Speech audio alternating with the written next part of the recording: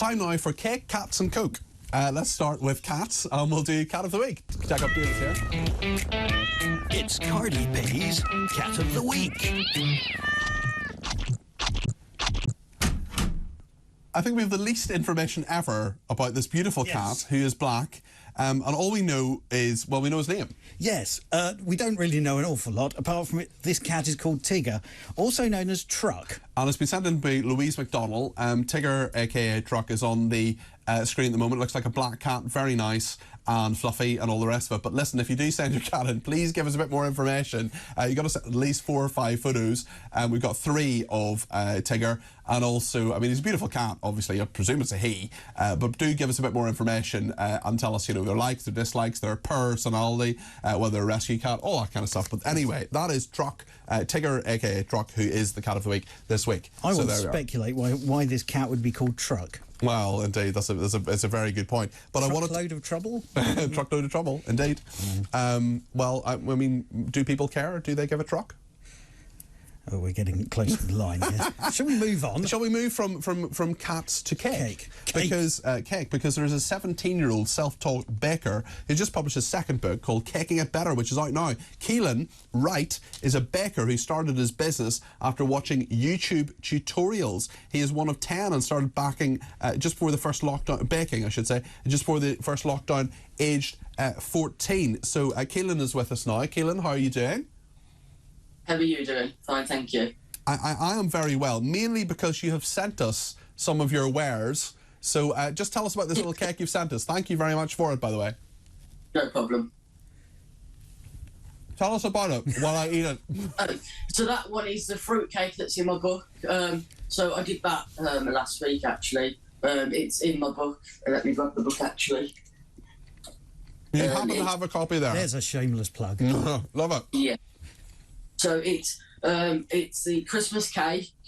Just very nice. It's obviously not got the marzipan or the royal icing, but it shows you that you can add and take elements away from all the recipes in the book. So tell me why you got into baking. What sort of attracted you to it? It was during lockdown. Obviously, my stepdad was an NHS worker, and that's when it really happened. He was working all hours of the day, sort of thing, so I decided to make him a rainbow cake. Oh, that's nice. So you made a cake in support of the NHS, and that's kind of where it started for you. Yes, it was like during lockdown. I watched it on like a YouTube tutorial. Brilliant. And now you've got 2 books and you're only 17. That's fantastic.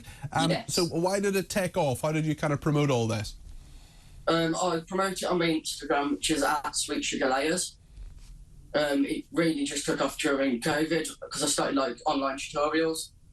Fantastic. And so you're teaching people how to bake then? You're passing on your skills. And I mean, you seem to be quite healthy by the look of, you seem quite slim and healthy from what I can see on the screen in front of me here. Why are you not the size of a house? Because if I had all that cake that you had baked, I would certainly be much bigger even than I am now.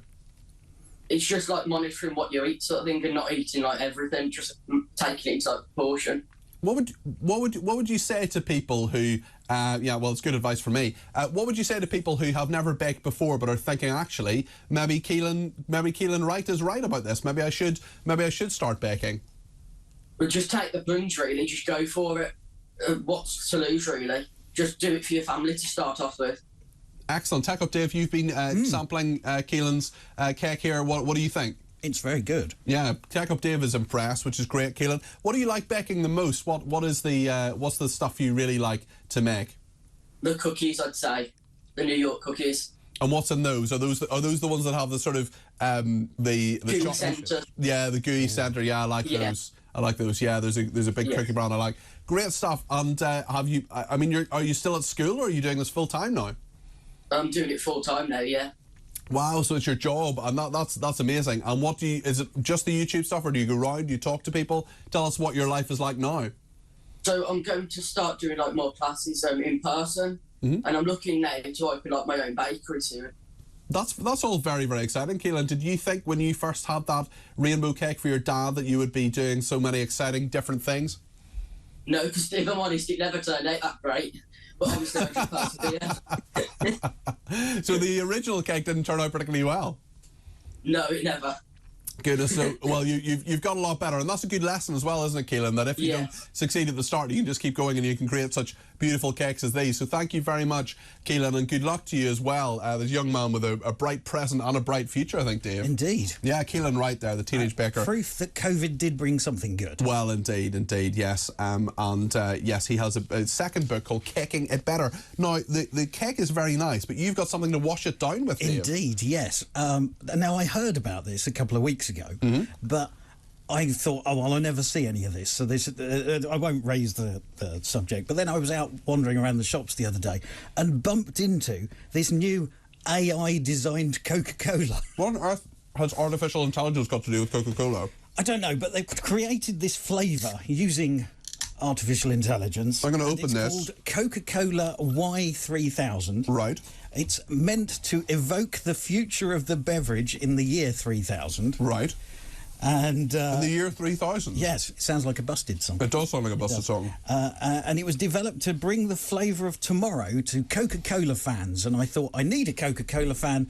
And as we know, this show runs on the stuff. Yes, it does. Although the vending machine has run out of it. Yes. I can't work under these conditions. I know, there was nearly a revolution. Well, Nick Dubois has just joined us. Nick, do you want to try a bit of this as well? I do. Haven't they done this before? They came up with some There was new Coke, and that was a massive failure. And didn't they have white Coke or something? They had Tab Clear, which was Coke, but it didn't have colouring in it, yes. That's it. And they were all failures, weren't they? Yes, they were. Yeah. Well, let's try here this comes one. another one. Dave, Oh, have you got some? I haven't got any yet. Well, let's go.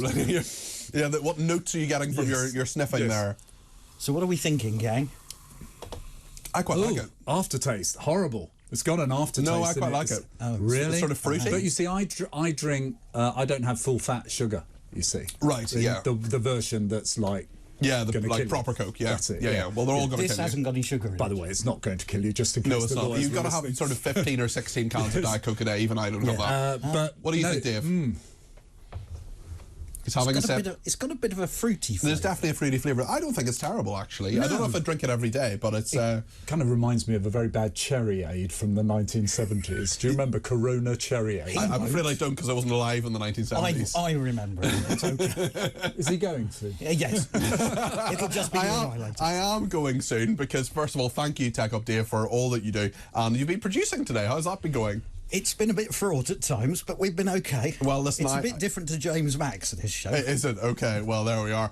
Thank you for everything. Thanks for bringing in the Coke. Thanks for sorting out the baker and testing the cake as well. Nick Dubois is here between 1 o'clock and 4. I'm back tomorrow between 10 o'clock and 1 o'clock, same slot. Please join me for that. I want to thank Tech Up Dave, who has done basically everything today. Not everything, I should say, but he's done a lot of things. He's been the producer and the technical operator. There have been a lot of other people as well who have helped. Gabriella and Calza was the setup producer. Ben Cook was the assistant producer. Nea Saravanchi, visual producer and absolute mainstay of this programme. David Amurier, video editor. And let's not forget Phil Dave, who is the weekend editor, who also fills in for Tech Up Dave when he's in the studio. I will be back tomorrow, as I say, between 10 and 1. I hope you can join me there. Great show. Thanks so much for your contribution. Talk TV's Common Sense Weekend just got remixed. We've added twice as much Cardi P to your TV. Yes, your Sundays now come with added Peter Cardwell, exclusive interviews, the latest news, and of course, your views. That's Peter Cardwell, every Saturday and now every Sunday, 10 till 1 on Talk TV. If you're thinking about it, we're talking about it.